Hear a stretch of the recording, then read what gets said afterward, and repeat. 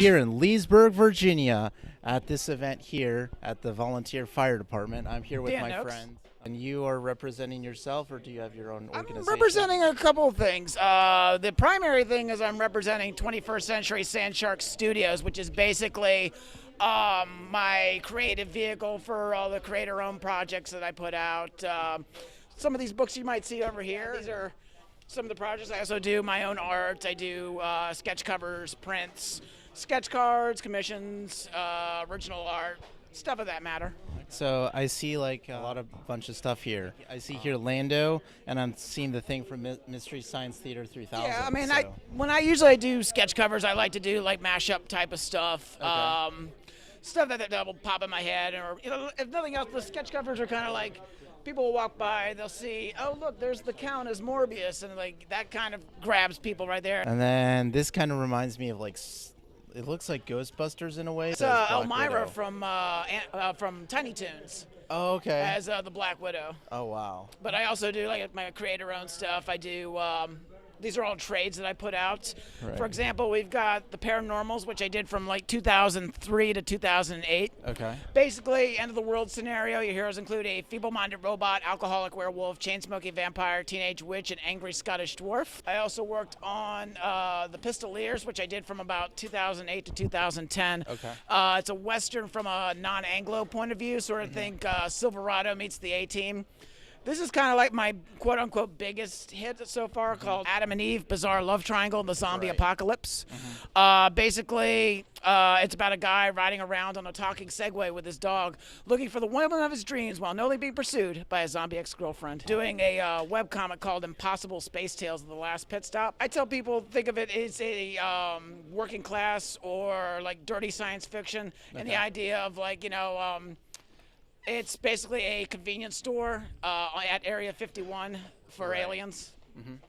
But that's currently in production. We've got 9 issues out, working on issue 10.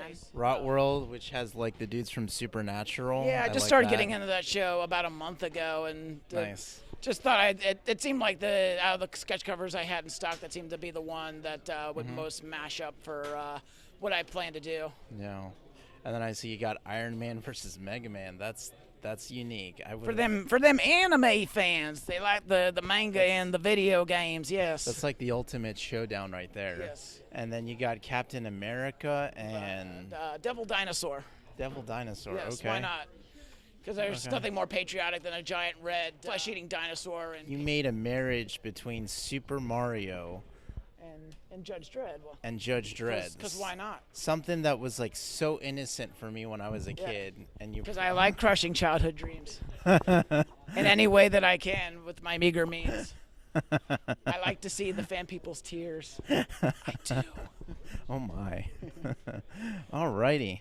But I also do some other stuff. I work for the Virginia Comic-Con as their vendor liaison. Oh, wow. I've been doing that since their Halloween show back in 2010. All the vendor, small press, creator guys signing up for the show if they have any questions, or I try to help them out with that and try to get the show set up from that perspective. I'm also starting my own one-day show in Dunkirk, Maryland on July 23rd. Oh, wow. Saturday, July 23rd. It will be called Pop Comaganza is the official title. We have a website up, and we also got a Kickstarter that's going off right now. That we're only about 48 hours in, and we're already over $600 funded for a $2,000 goal, and we're hoping to get that funded. And if you go to our site and check it out, and there's some great prizes, anything from tickets to t-shirts. We have stuff on the corporate level for if you want to become a sponsor for our show.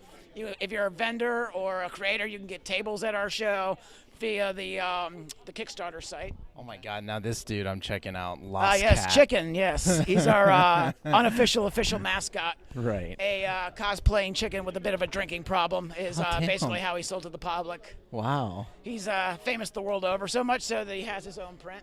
I love it how it says, "Attention! I am not the information desk. I don't even know where I am right now." Yeah, that was born out of New York Comic-Con back in 2010.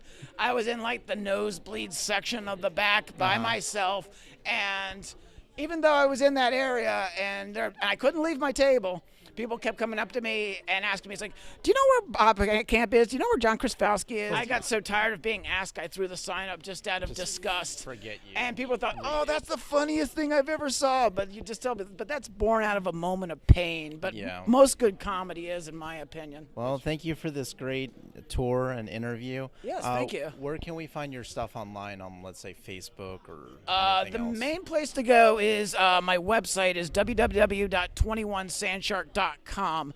That's basically where both my creative projects, and you can sign up for Pop Comicanza and find out where things are going on there. Like I said, I also work for the Virginia Comic Con. I'd like to give them a quick plug. Okay. I also work for a great guy named Nick Davis. He does a set of children's book and all ages books called The Teddy Bear Tales. Okay. And he's doing a Kickstarter of his own right now to get the newest Teddy Bear Tales project called Hero Ted out. So if you want to support that, that's a great thing to do also. Okay. And one last thing, I'd like to give a shout out for the guys at Fubar. I also work for them. Mm-hmm. And they're always, it's basically zombie historical fiction. If you got a chance, check them out as well. I've did a couple of 6-page stories for their various trade paperbacks. Appreciate the opportunity to speak to your large readership or viewership. Yeah, that sounds awesome. No problem. All right. Stay tuned for the next episode of GTP Live.